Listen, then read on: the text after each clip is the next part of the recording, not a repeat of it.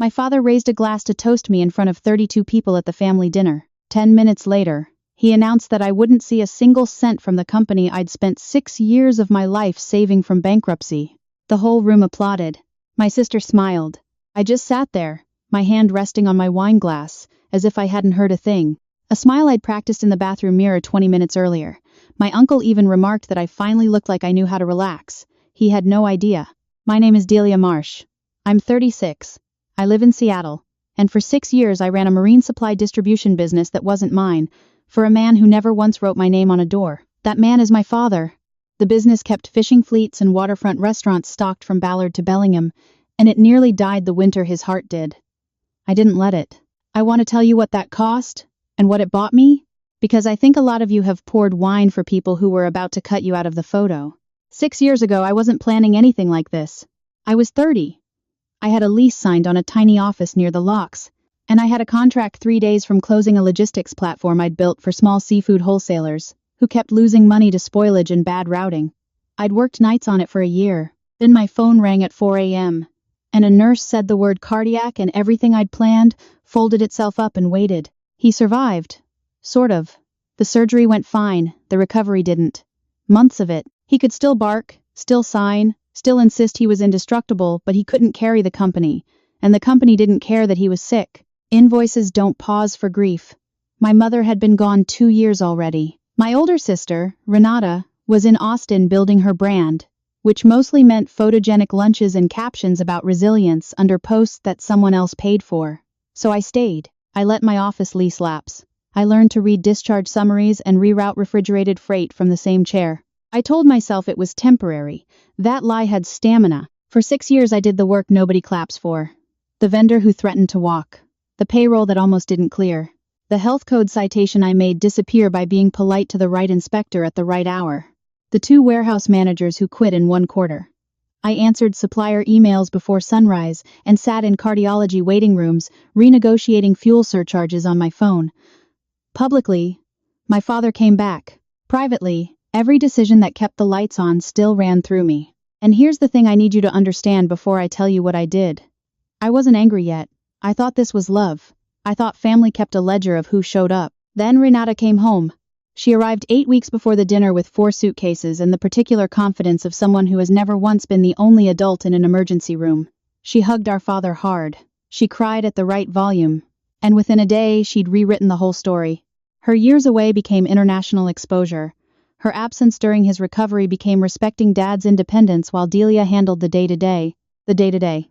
That's what 6 years became at our table.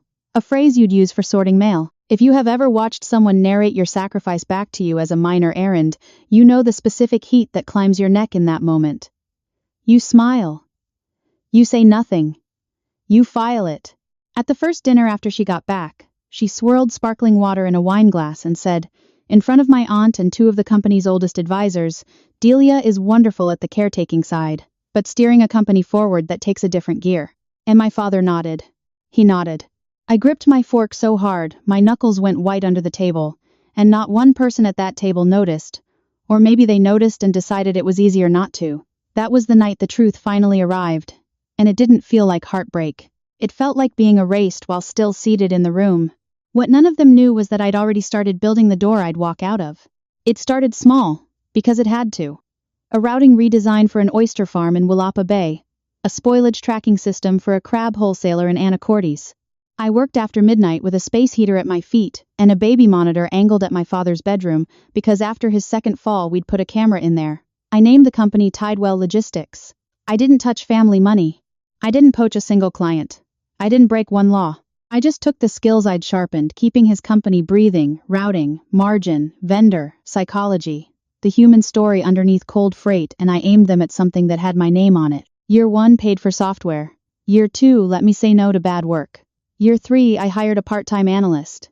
Year 4 I understood I wasn't building a side project anymore. I was building an exit. The break came 6 months before Renata flew home. A regional grocery cooperative, call it Northgate Markets, put out a call for a multi-region supply chain partner. My father's company had chased that contract through an old relationship and lost. And I knew exactly why, because I'd assembled the briefing packet. Their pitch sold prestige to a client who wanted reliability. I submitted through Tidewell with no family name attached. My proposal didn't talk about legacy. It talked about the produce manager at 5 a.m. who just needs the truck to arrive when the schedule says it will. It got me to the final round. The final round got me a draft contract, worth a little over $18 million across 3 years. Enormous for me. Plausible for the size of the job. I hadn't signed it yet, because I was still trying to believe I could give my father 1 more year and then leave clean. Then he decided I was worth a goodbye package and a pat on the head. The day after he privately told me he intended to hand Renata majority control, his lawyer sent a packet. Inheritance waiver, access turnover, and buried in it, a 5-year non-compete covering exactly the kind of work I'd been doing after midnight. It would have caged me if I'd ever been an officer or an employee. I'd never been either. For 6 years he'd withheld the title I earned, because a title meant leverage and documented value, and he wanted obedience without structure. That was the mistake. His, not mine. I took the papers to Priya Anand, the attorney I'd quietly hired 2 years earlier, the day I realized I might one day need protection from my own blood. She read everything, tapped the table once, and said, "He's trying to push you out fast because he assumes you have nowhere to land." Then she looked up. "You do have somewhere to land, don't you?" I showed her the Northgate draft. She read it, leaned back, and said the sentence that changed the temperature of my whole body. The non-compete couldn't reach independent work I'd done before any disinheritance, when I'd never been formally classified as an officer. In plain words, he'd tried so hard to erase my authority that he erased his power to contain me. I couldn't speak for a second. 6 years of exhaustion and guilt and swallowed humiliation hit that one cold legal fact and turned into something clean. Clarity. Honestly, if that were me hearing it for the first time today, I think I'd have cried right there in the office. I almost did. We spent 2 days building a timeline, every email, every invoice, every calendar entry showing what I'd done for his company and what I'd built separately after hours. And we made a decision about the dinner. Every spring, the company hosted one private event for partners, investors, and a couple of trade reporters. This year's was meant to introduce Renata as the future and reassure everyone that the family succession was solid. My father had invited press because he wanted the handoff to look graceful and inevitable.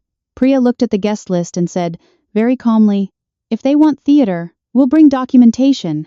I didn't want screaming. I wanted something much harder to survive. A public correction. The night before, going through a storage bin in my closet, I found 2 things I wasn't ready for. The first was an old tablet full of videos from the worst year of his recovery, not sentiment, medical tracking. One clip showed him failing to lift a spoon, his hand shaking. Another showed me coaching him through balance drills at 2 a.m. because he'd refused the therapist but would try for me. I watched 30 seconds and had to stop. I wasn't grieving the man he'd become in public. I was grieving the family I kept insisting still existed in private. And then, tucked inside an old notebook, a sealed note in my mother's handwriting. 4 lines. "Delia, you weren't put here to carry other people forever. Learn the difference between being loved and being used up. When your moment comes, don't shrink to keep anyone else comfortable." I sat on the closet floor holding that for a long time. If you've ever gotten permission you didn't know you were waiting for, from someone who isn't even here to give it anymore, you know that note didn't make me sad. It made me steady. I folded it, put it in my blazer pocket, and went back to work. There was one more thing that killed off the last soft part of me. A few days before, I'd overheard Renata telling our father that once the transfer closed, they'd need to trim the loyalists, her phrase, for the older staff still attached to my way of doing things. She meant Marisol and vendor compliance. She meant Theo on the loading dock. People who'd missed their kids' weekends because my family's crisis had quietly become their problem too. That was the moment whatever softness I had left toward my father went out like a pilot light. The evening of the dinner, he called me into his study. Tuxedo shirt, cufflinks, voice firm. "I expect you to behave tomorrow." Renata's stepping into a hard role. She doesn't need bitterness in the room. I asked him, "Did you ever think I deserved the role you're handing her?" He didn't answer right away, which told me everything. Then he said, "You were invaluable when I was sick, but that was support. Renata has presence." Presence. I handed him the folder right there, the access cards, the keys, the documents he wanted back. "You'll have the rest tomorrow," I said. He looked relieved. That was the cruel beauty of it. He thought obedience had finally arrived. He had no idea it was the quiet before the correction.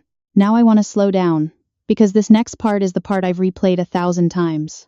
The ballroom looked exactly the way my father liked power to look. Warm gold light, glass that threw it back, expensive smiles. Enough important people in one room to make a sick old man feel immortal again? Renata was already glowing in pale silk near the front, accepting congratulations for something that hadn't officially happened. The Northgate executives I'd invited were at the back, quiet, holding water glasses, watching. By the time the plates were cleared, my heart was going so hard I could feel it in my teeth. I kept my mother's note in my pocket and pressed 2 fingers against it like a coin. My father stepped to the podium. He started the speech he'd clearly rehearsed for days. Legacy, resilience, the future of the company, as if the last 6 years had simply arranged themselves politely around him. People leaned in. Someone near me whispered that he looked wonderful, that he'd really beaten it. I watched the back of Renata's head and thought, she still doesn't know. He said her name. The room began to applaud.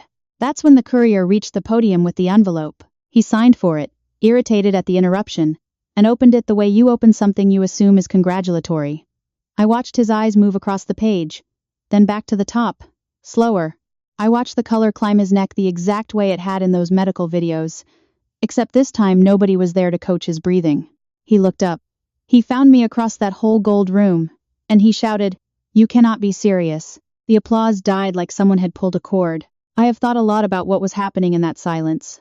Renata frozen mid-smile, the expression sticking half a second too long before panic finally reached her eyes. My aunt's hand stopping on the stem of her glass.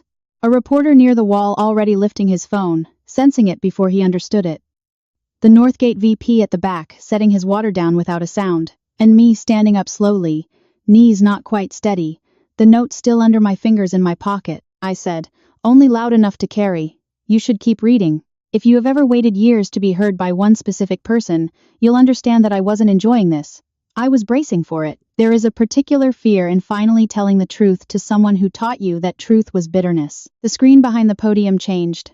Renata's title slide dissolved and the Tidewell logo took its place, and a low wave of confusion moved through the room like wind across water. Then the Northgate executive stood, introduced himself by name and title, and said it plainly, that the multi-region partnership everyone in that room assumed belonged to my father's company had instead been awarded to Tidewell Logistics, the firm I'd built after midnight, while holding his recovery and most of his company's invisible operations together with my own 2 hands. The screen shifted again. My name, founder. Underneath it, the metrics, the client wins. The proof built legally, independently, on no family money. Renata tried. She reached for the microphone and called it a misunderstanding, said there'd clearly been a miscommunication. But the room had already turned. Reporters were typing, investors were murmuring, board members were staring at my father instead of his chosen heir. I want to be honest with you. I don't know if I could have walked up there as calmly as I did if I hadn't had 6 years of practice swallowing things in that exact posture. I crossed the floor. I took the microphone. I introduced myself properly, by the name they'd reduced to a caretaking footnote, and I told the room the truth in order, that while my family had priced 6 years of my life at a goodbye check, I'd been building something real between hospital visits. I named the contract. I confirmed every piece of it was legal, independent, family, money-free. My father said I'd turned against the family. I told him the only thing that was true. I hadn't turned against anyone. I'd just stopped letting this family turn me into unpaid background labor. A reporter asked Renata a basic question about the direction she was supposedly ready to lead the company in, and she couldn't answer it. Not a sentence. A board member turned to my father and asked, out loud, whether he'd really intended to hand the company to someone with 8 weeks of staged involvement while pushing out the daughter who'd carried it for 6 years. My father said nothing. There was nothing left to say. I set the signed waiver and the keys on the podium in front of him. "You wanted everything back," I said quietly. "Congratulations." Then I shook the Northgate VP's hand and walked toward the doors while the room came apart behind me, not with drama, with consequences. By the time I reached the valet stand, Priya had already forwarded 3 messages from reporters and one from a private equity observer that just read, "You changed the room." The fallout came fast, and it was structural, not just emotional. The board called an emergency meeting. Within a day, my father's unilateral authority over the succession was suspended pending review. Renata's transition was paused indefinitely, a phrase that made me laugh harder than it should have.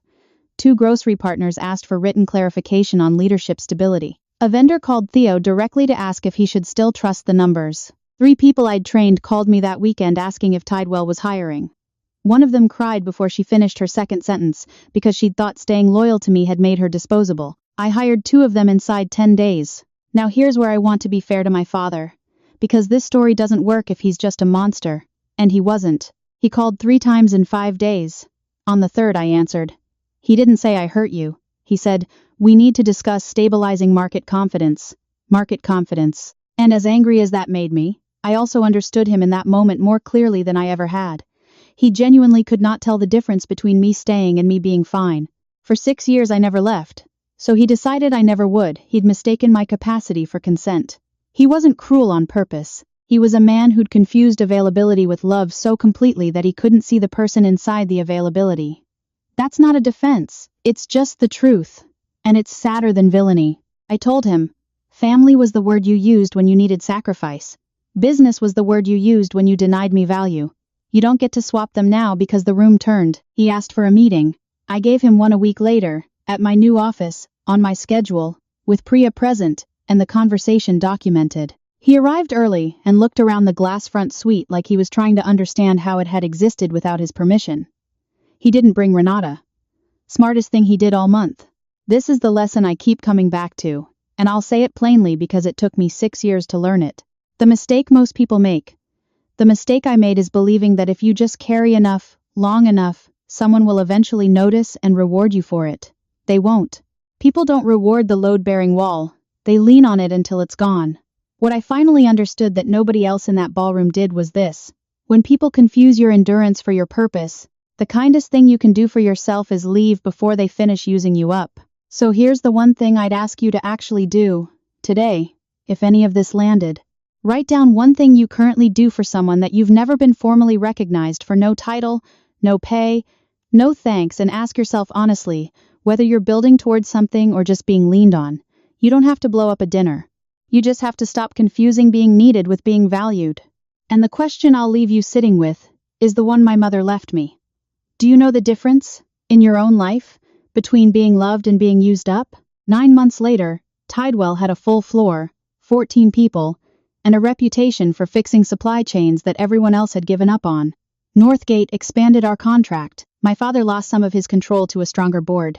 Renata, to my genuine surprise, enrolled in a real business program and actually stayed in it, which didn't absolve her, but made her more human. We had our first honest conversation in years over a kitchen sink at Thanksgiving. I was awful to you, she said. I said, yes. It wasn't forgiveness. It was the first true thing we'd ever said to each other. My father took longer. Months later he asked for coffee, not a contract. Just coffee. And for 40 minutes in a hotel lobby in daylight he said the 4 words I'd stopped expecting. I was wrong. Then more, slowly, like apology, was a language he'd been forced to learn late. He admitted he'd mistaken my staying for proof I'd always stay. I thought you could take it, he said. That was the problem, I answered. You treated my capacity like permission. I didn't fully forgive him.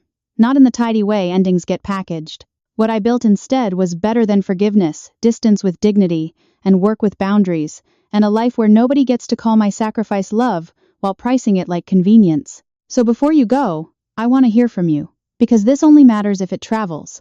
If you think I did the right thing walking away the way I did, comment 1. If you think I went too far, comment 2. And if you think I should have left years earlier, comment 3. Tell me where you're watching from and what time it is there. I really do read them. And if you've ever sat at a table where someone looked straight through you, tell me about it. You're not the only one.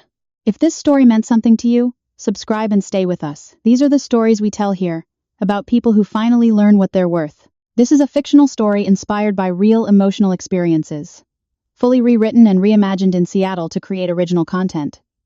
Any resemblance to real people or events is coincidental.